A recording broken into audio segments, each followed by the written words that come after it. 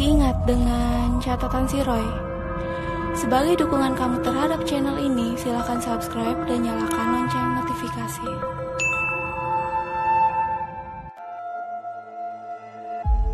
Ini adalah kisah yang dialami oleh @unicancer.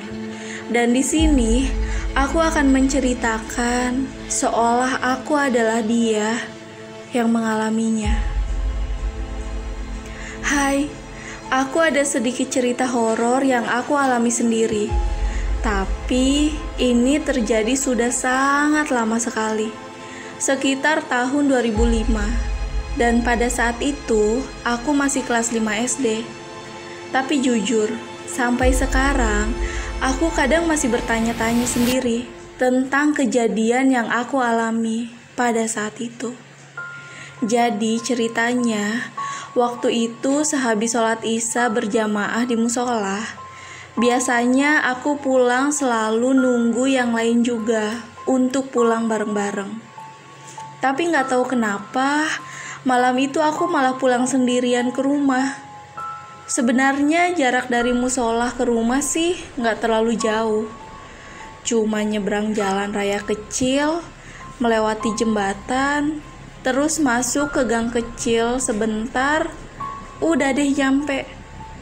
Malam itu aku memutuskan untuk pulang sendiri.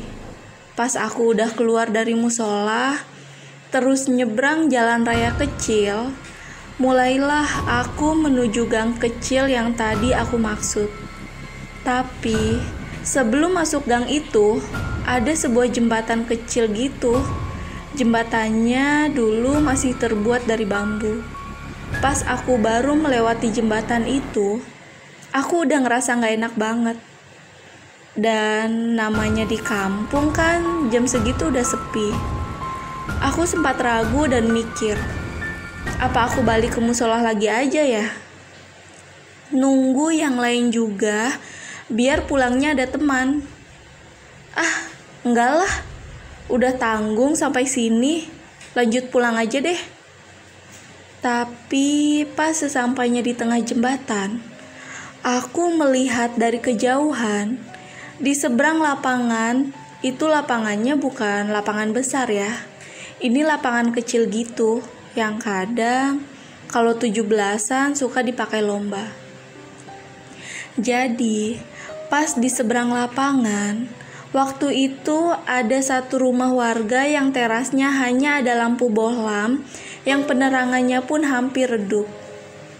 Jadi di sebelah rumah itu persis ada tumpukan batu bata.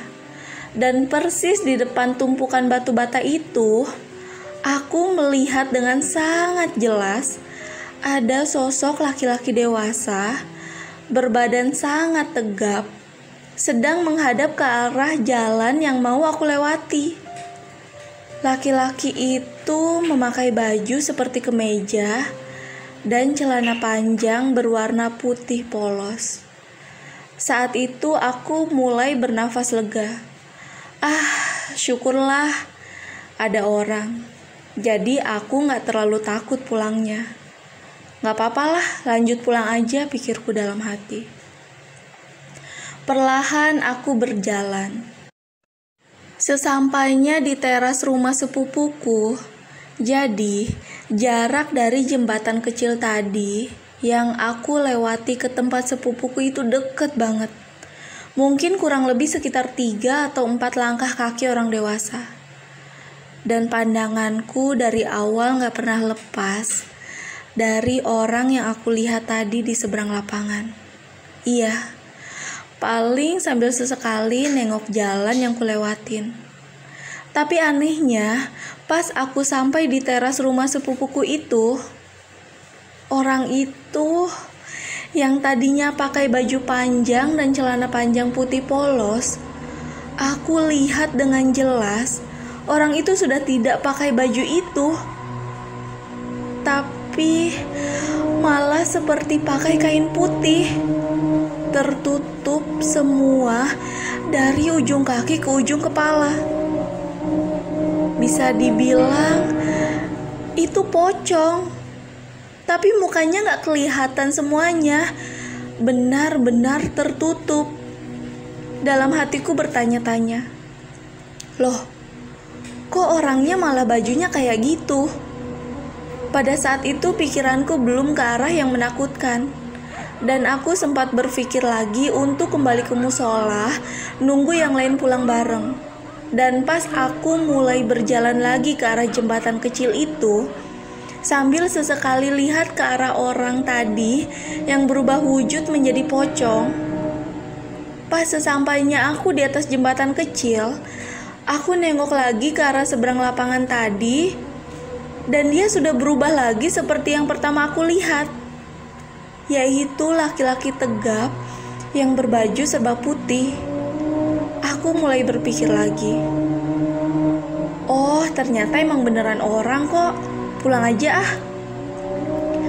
Aku akhirnya balik lagi ke arah pulang, tapi sesampainya di teras rumah sepupuku itu, laki-laki yang kulihat itu sudah berubah wujud lagi jadi pocong yang tadi aku ceritain. Dan bodohnya, aku malah mengulanginya lagi. Aku balik lagi ke arah jembatan, dan dia berubah lagi seperti manusia biasa. Dan aku balik arah lagi, dia berubah lagi jadi pocong. Dan sambil ketakutan, akhirnya aku pulang lari sekencang-kencangnya. Dan untung jarak rumah sudah lumayan dekat.